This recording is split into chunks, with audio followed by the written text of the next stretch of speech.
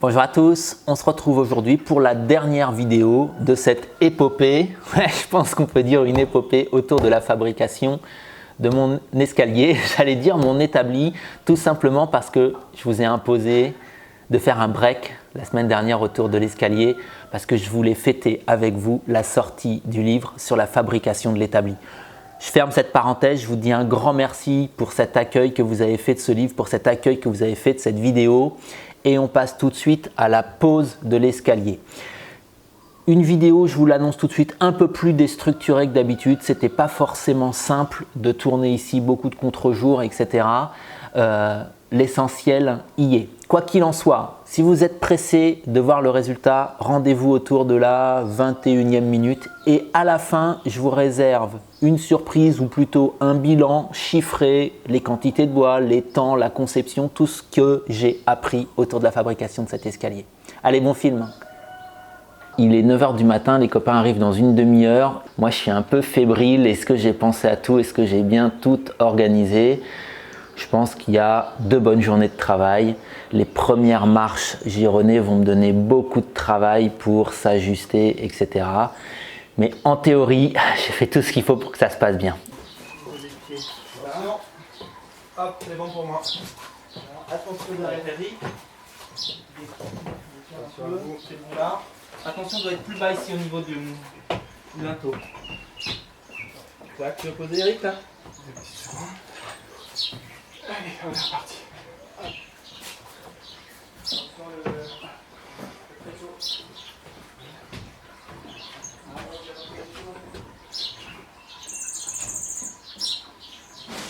Ok, je passe. Ok, vas-y.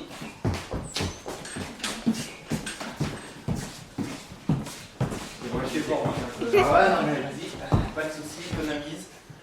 Ok.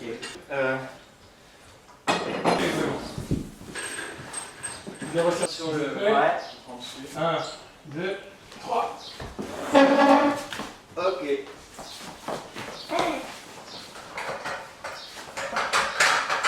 Est-ce que tu peux te mettre en contre-temps à Vanessa parce que je tire l'escabeau vers moi là? Oui, ça va, je vais me faire rapide. Tu sais pourquoi j'ai peur des échelles? Parce que je suis tombée, parce que je faisais le contrepoids. Ah oui, ici.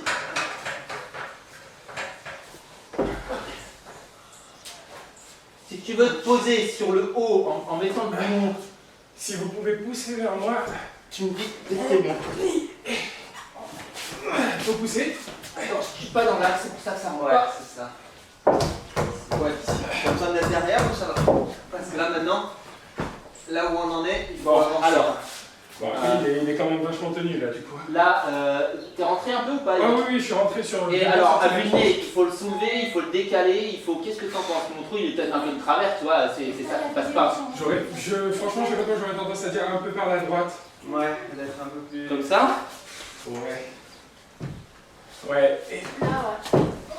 Il faut que je te soulage aussi un peu. vas-y. Ouais! Ah, on y est. Ok.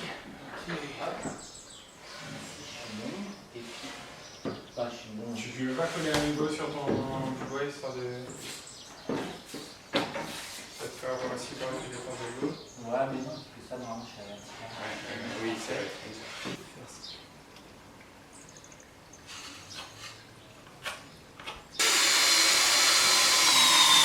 Alors très peu d'images pour le moment depuis la mise en place de ce gros bloc avec l'aide des copains. Il s'est pourtant passé pas mal de temps. Une première petite frayeur au départ, j'ai cru que j'avais vraiment des gros décalages à ce niveau-là parce que quand je présentais ma pige ici sur ces bouts de bois, à chaque niveau de marche est mis en place et quand je viens la mettre ici par exemple, eh ben voilà, j'ai mon niveau de marche inférieur, supérieur. Donc c'est très pratique, simplement je me maintiens, je visse, je sais que je suis au bon endroit. Et donc au tout départ, quand je suis venu placer ma pige sur mon échiffre, j'avais des énormes décalages. Mais quand je dis des énormes, quasiment 1 cm. Et simplement, c'était ridicule, c'était un très léger faux aplomb. En fait, quand on est en faux aplomb, on porte sur l'avant du noyau. J'avais l'arrière du noyau qui s'était soulevé. Ma coupe me semblait vraiment pas terrible. Je m'apprêtais à tout redescendre pour refaire la coupe. Et en plus, j'avais des décalages, j'avais les niveaux de mes différentes marches qui étaient mais complètement aléatoires. tout s'est redressé, tout s'est remis en place. Et là, c'est juste, c'est pas parfait. On est, on va dire, sur on est autour de 1 mm, des fois 1 mm en dessous. Là, j'ai un peu plus loin, bon, c'est presque rien. On n'est pas parfait, mais presque. Qu'est-ce que j'ai fait pour le moment aussi? Ce matin, vous ne m'avez pas vu faire, je n'ai pas filmé, hein, c'est un peu le stress.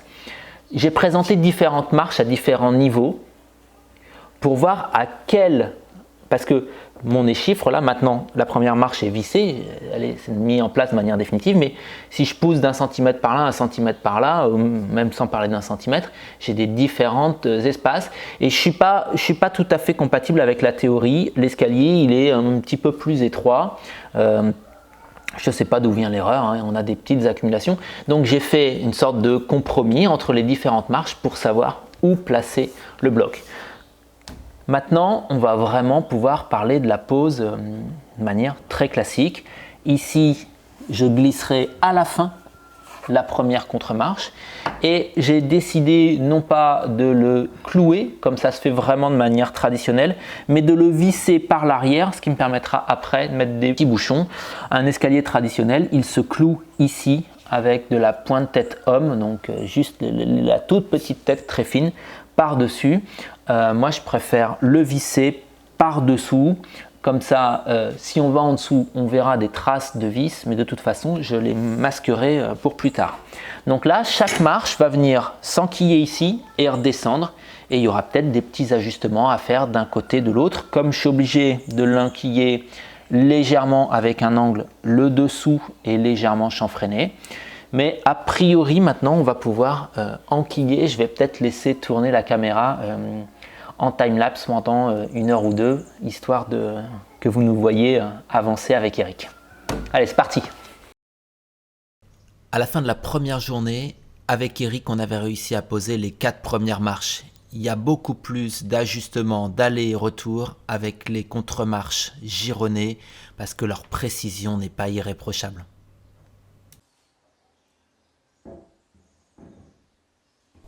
N'ayez pas d'inquiétude, je ne suis pas en train de visser la crémaillère de l'escalier dans les montants qui portent le placo. À cet endroit de la maison, le placo est directement vissé dans la structure de cette maison à ossature bois.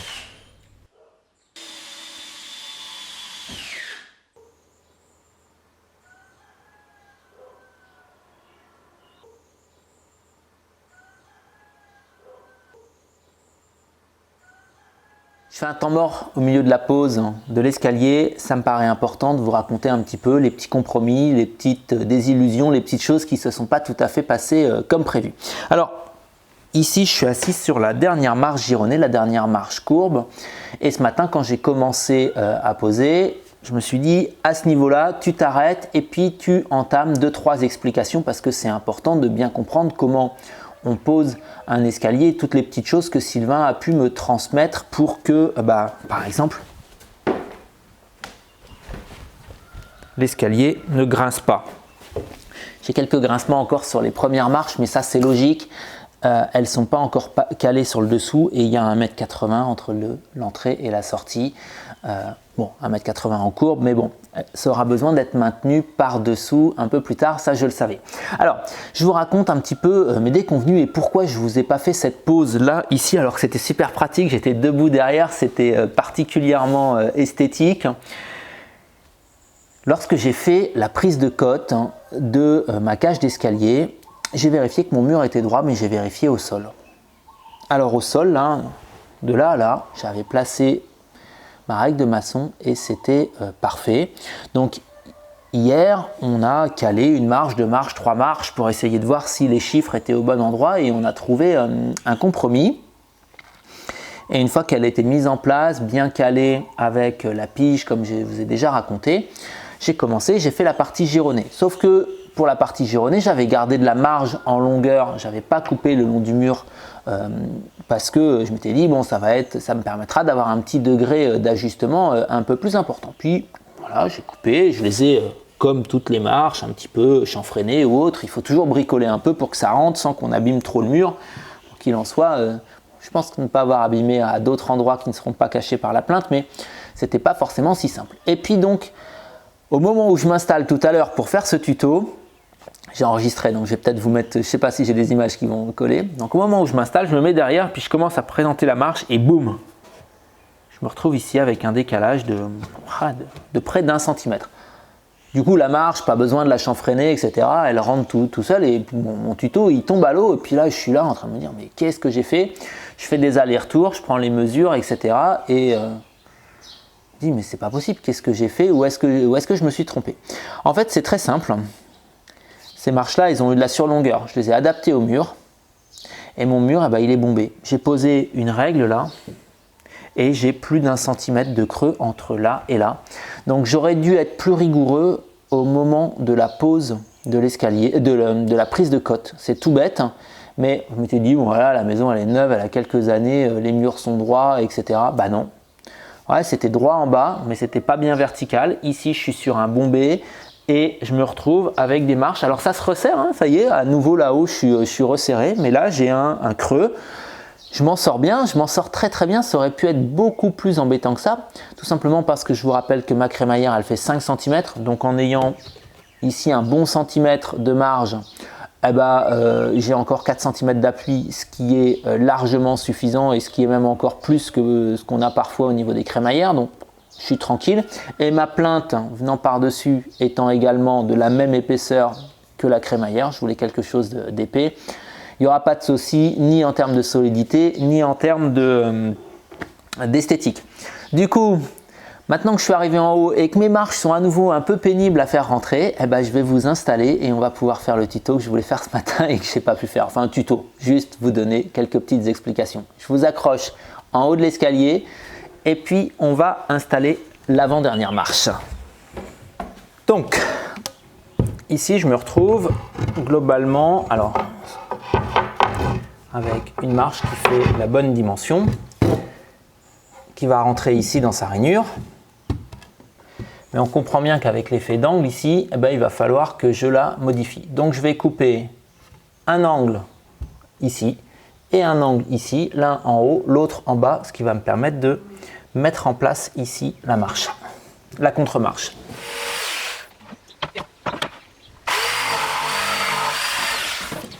Donc, un petit aller-retour et on voit bien que j'ai donné ici de l'angle. Alors, au cas où ça rentre, je vais tout de suite chanfreiner un peu plus sur l'arrière.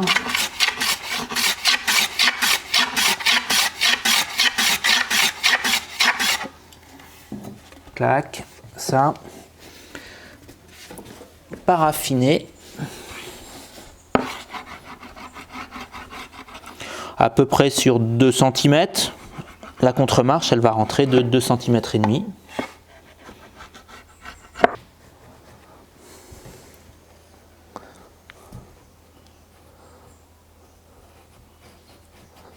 Allez, on va voir si ça passe. Donc je me mets le plus haut possible là. Je rentre. Voilà, tranquille. Donc là, je fais attention d'avoir aucune poussière, surtout là en dessous, ni gros morceaux de paraffine. Hop.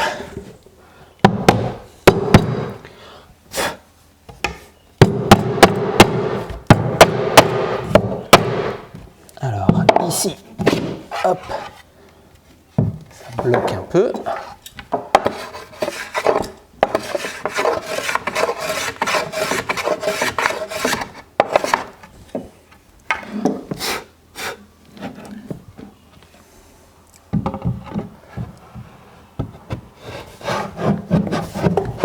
Voilà.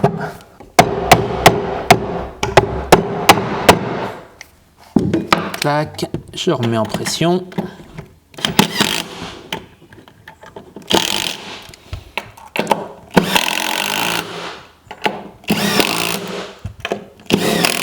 Ici, je vais tout de suite faire une petite vérification.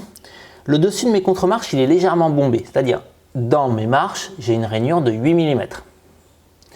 Et pour éviter que l'escalier grince, vous voyez, il ne grince pas, les marches sont légèrement mises en tension. C'est-à-dire, globalement, l'escalier fait 1 mètre de large. J'ai 2 mm ici, plus haut que mes 8 mm de rainure. Donc, ça, c'est mon niveau 0. Ici, je suis à 10 mm. Mais ce qui est important, c'est que je garde ici une petite marge de manœuvre pour que mes contre-marches puissent dilater en fonction des variations d'humidité au cours des saisons. Donc, je préfère vérifier à chaque fois. En général, j'ai 7 mm. Je trouve ça un peu juste. C'est ça. Et donc, je vais redonner un petit coup de râpe pour descendre à 6 mm. Et ça me laissera 2 mm de possibilité.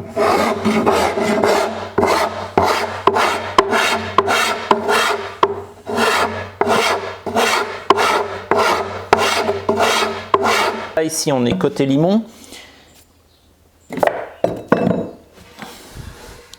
Je vais tout de suite y faire un chanfrein parce qu'elle va rentrer comme ceci, appliqué. Donc là, je vais faire un chanfrein globalement sur 1,5 cm, 2 cm, ce qui me laissera minimum 5 mm d'appui ici sur la rainure.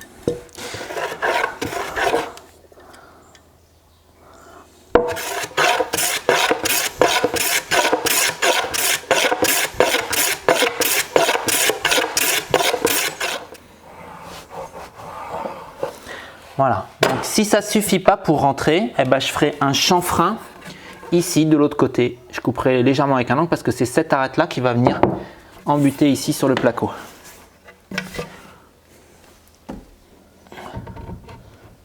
Voilà. Bon.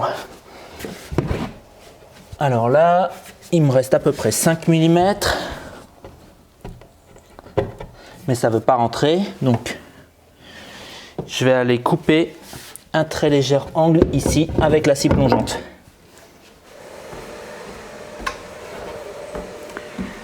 Donc on voit bien là, j'ai fait un petit chanfrein, ça devrait être suffisant.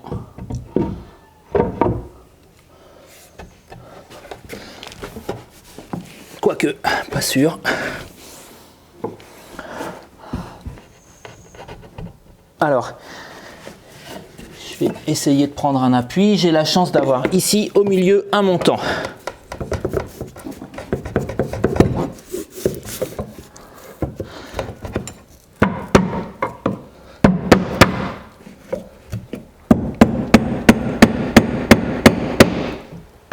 Ok, je suis au fond.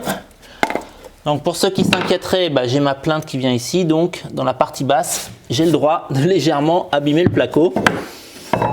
Alors, si vous avez bien compris, là, ma marche, elle est encastrée, mais ici, elle est légèrement bombée. Et donc c'est au moment où je vais visser, voilà, globalement je la mets en place avec mon poids. Et au moment où je vais visser, la marche, elle va être légèrement déformée. Ça va légèrement la déformer, ça va mettre tout ça en tension, ça va alléger le poids qui est mis au niveau du limon, toutes les chiffres ici. Et l'escalier, chose qui est plutôt agréable pour un escalier en bois, ne devrait pas grincer. Voilà, donc là je vais visser, visser.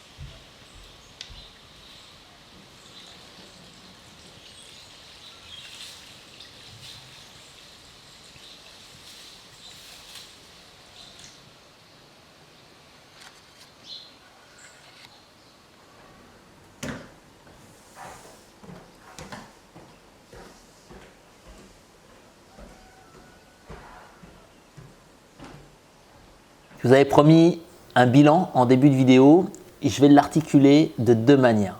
Un premier axe qui va être un bilan humain parce que j'y tiens, il y a eu beaucoup d'apprentissage. Vous êtes nombreux à m'avoir dit qu'une réalisation comme ça marque un homme et on n'est pas le même avant et après. Vous avez raison, je vous explique ça dans un instant. Et dans un deuxième temps, je vais faire un bilan qui est un bilan matériel, nombre d'heures, volume de bois, etc. Un bilan de prof de maths. Pour ce qui est du bilan humain, je vais essayer d'être rapide. Vous me connaissez. J'aime vous pousser à aller faire des copeaux, un petit peu plus difficiles que ce que vous êtes capable de faire. Comme on dit, à sortir de sa zone de confort, c'est là que l'on fait des apprentissages. Mais pour la réalisation de cet escalier, je suis sorti très très loin de ma zone de confort. J'ai été vraiment au-delà. Humainement, ça a été quelque chose de chamboulant parce que je me suis retrouvé avec des moments de désespoir face à des apprentissages compliqués que j'avais du mal à mettre en œuvre, face à un volume de travail qui était vraiment important. Mais à la différence de d'habitude, j'avais un prof, j'avais un maître, j'avais quelqu'un qui m'a accompagné. Enfin, merci Sylvain. Et j'ai compris une chose. J'ai compris une chose que les élèves de ma formation m'avaient déjà dit à plusieurs reprises. Merci Sam, grâce à toi, j'ai avancé, j'ai osé faire des trucs, je vais beaucoup plus vite, la quantité de choses. Des choses qu'on m'avait dites, que des élèves m'avaient dites, je ne l'avais pas réalisé pour moi. Je dis, mais toi Sam, tu es au-delà de ça, tu es capable d'apprendre tout seul. Non, c'est des bêtises. On a toujours besoin de quelqu'un pour nous aider à avancer plus vite. Je le fais pour certains d'entre vous. Et là, dans cette réalisation, j'ai trouvé quelque chose, je suis ému, j'ai trouvé quelqu'un sur ma route, j'ai trouvé Sylvain qui m'a permis d'aller super vite, d'aller super loin, de démultiplier les possibilités, la possibilité de faire des choses avec le bois. En très peu de temps, j'ai énormément progressé parce que j'ai pris quelqu'un pour m'accompagner. Donc ça, c'est juste magique. Sylvain, jamais je te dirai assez merci. Après, passons au bilan plus matériel. Le bilan plus matériel, globalement, on a 1 mètre cube de bois, un tout petit peu plus, réparti en épaisseur 60 mm pour les chiffres, 40 mm, enfin 41 mm pour les marches et 27 mm pour tout ce qui est contre-marche. Ça nous amène à un volume, je crois, de 1,2 mètre cube de bois, un prix de 1 600 € du mètre cube moyen, qui m'ont amené à pas tellement loin de 2 000 € de bois pour la réalisation de l'escalier, avec beaucoup de chutes. J'ai au total 4 brouettes pleines de chutes qui sont parties au barbecue. Quand on fait des pièces courbes, on taille dedans, ou quand on fait du lamellé-collé, on fait des copeaux. J'ai donc à peu près 4 brouettes de chute, 8 sacs de 200 litres de copeaux, c'est pas rien. Donc voilà, pour ce qui est du bois, 1 mètre cube, 2 000 € si vous devez faire la synthèse. Et pour ce qui est du nombre d'heures, alors le nombre d'heures, je l'estime à peu près à 250 heures. Mais il est majoré par le temps pour poser la caméra, etc. Même si René, c'est à ce moment-là qu'il a commencé à venir m'aider, ça m'a permis de réduire ce temps-là. Mais je pense que si je devais refaire cet escalier, je mettrais encore au moins 200 heures pour le faire. Ça, c'est lié à l'équipement de mon atelier qui est bien équipé, mais qui n'est pas suffisamment bien équipé pour fabriquer des pièces d'ampleur comme celle-là. Il me faudrait une autre scie à ruban, il me faudrait des différentes machines plus importantes. La première marche, par exemple, ne passait pas dans ma raboteuse. Pour faire des pièces cintrées, une scie radiale inclinable, les grosses scies radiales permettent de gagner un temps fou. Donc, ça nous donne une petite approche, on va dire, quantitative. 1 mètre cube de bois, 200 heures de travail. On se rend très vite compte que si j'avais dû faire ça pour quelqu'un au tarif d'un artisan, c'est un escalier qui est limite invendable. Donc c'est très très bien. Moi je l'ai fait pour d'autres raisons, je l'ai fait pour des raisons d'apprentissage, pour des raisons de plaisir, et ça vous les connaissez bien. Je ne sais pas trop comment je vais terminer cette série. Pour moi, c'est une véritable épopée, et c'est une épopée qui m'a amené dans un autre univers. Je vous engage à avancer dans vos apprentissages. Je vous annonce tout de suite qu'il y a un hors-série sur l'art du trait qui va sortir dans la revue Le Bouvet. Sylvain à la partie théorique et moi à la partie pratique. Et tous ceux qui ont envie d'avancer, tous ceux qui ont envie de sortir de leur zone de confort avec des accompagnants, eh ben vous allez trouver de quoi nourrir votre passion et votre envie de progresser. Je voulais aussi vous dire merci. Vous avez suivi, vous êtes de plus en plus nombreux à avoir suivi cette série. Ça fait plaisir quand on voit des commentaires, ça fait plaisir quand on voit des likes.